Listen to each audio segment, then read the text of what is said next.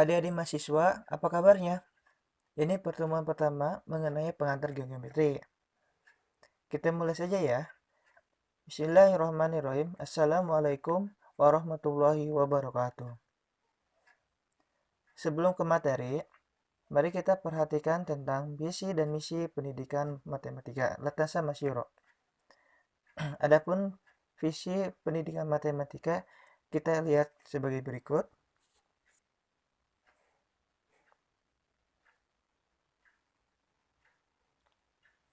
Dan kemudian misinya pendidikan matematika sebagai berikut.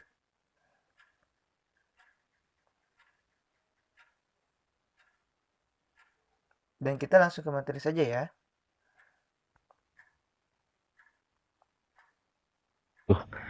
Alhamdulillah sampai saat ini adik-adik sudah belajar banyak tentang matematika. Kita mulai dari awal dulu, kita belajar yang dasar sekali yaitu bilangan, kemudian kita belajar banyak hal tentang aljabar, kemudian belajar juga tentang himpunan dan sebagainya. Insya Allah adik-adik sudah mulai banyak eh, ilmu-ilmu dasar tentang matematik. Kita akan lanjutkan untuk membahas ilmu dasar lainnya di matematik, yaitu ilmu yang bernama geometri.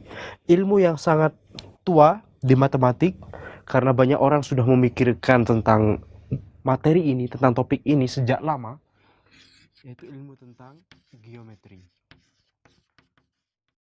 Ilmu geometri adalah ilmu yang membahas tentang objek-objek geometri seperti garis, kemudian bentuk-bentuk seperti segitiga, lingkaran, kubus, bola, pokoknya semua objek-objek yang memiliki bentuk atau yang memiliki kaitan antara panjang dan sudut itu dibahas oleh geometri.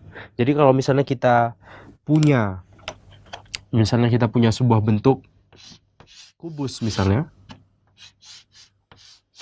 kemudian kita bicara tentang berapa volumenya, kemudian apakah sudut antara misalnya sudut di titik ini yang dibentuk oleh dua garis ini itu adalah sudut siku-siku atau bukan, itu adalah pertanyaan-pertanyaan yang dibahas di geometri. Nah, tentunya adik-adik sudah memahami bahwa ilmu geometri ini sangat sangat penting. Mengapa? Karena kalau kita misalnya melihat rumah saja, rumah itu sangat ditentukan oleh susunan geometri dari penyusun-penyusunnya. Misalnya susunan atapnya, belum lagi pilar-pilarnya dan sebagainya, kemudian ini lantainya dan sebagainya, semua ini ditentukan oleh bentuk objek-objek penyusun. Bentuk pilar itu harus disesuaikan supaya rumah tidak roboh. Nah, bagaimana supaya stabil? Maka geometri lah berperan di sini. Kemudian atap bagaimana? Itu juga geometri yang berperan. Kemudian kalau adik-adik juga memperhatikan misalnya di kendaraan, misalnya pesawat atau mobil atau sepeda atau bahkan helm sepeda, kita memanfaatkan prinsip-prinsip geometri. Gimana caranya? Misalnya pesawat. Pesawat itu dirancang supaya aerodinamis. Dimana kalau ada udara di sini, sebenarnya udaranya bisa jadi diam, pesawatnya yang bergerak, tapi karena di sini kita gambarkan pesawatnya diam, maka kita bayangkan udara yang bergerak. Nah, maka kalau misalnya ada udara yang bergerak seperti ini, maka kita ingin merancang supaya pesawat bagian atas itu lebih landai bentuknya daripada pesawat bagian bawah. Intinya supaya angin di sini itu bergerak melengkung seperti ini sehingga nanti akan ada tekanan ke atas. Ini semua ditentukan oleh geometri adik-adik. Jadi kalau kita tidak belajar geometri, tidak kebayang gimana jadinya, ya kan? Kemudian, ada dua macam geometri. Ada geometri datar, ada geometri ruang. Untuk geometri datar, ini disebut juga geometri dimensi 2. Kemudian bisa disebut juga dia sebagai bangun datar apabila keseluruhan bangun itu terletak pada satu bidang.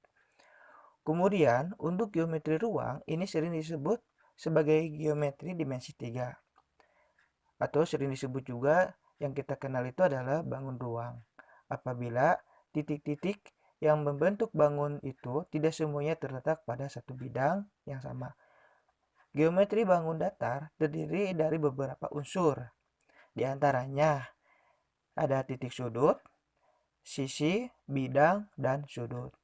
Dan unsur dari geometri bangun ruang yaitu ada titik sudut, rusuk, bidang, bidang sudut, diagonal bidang, dan diagonal ruang. Oke, ya, ini untuk pertemuan pertama ini. Ini hanya pengantar saja. Untuk pertemuan selanjutnya nanti kita ketemu lagi. Itu aja. Assalamualaikum warahmatullahi wabarakatuh.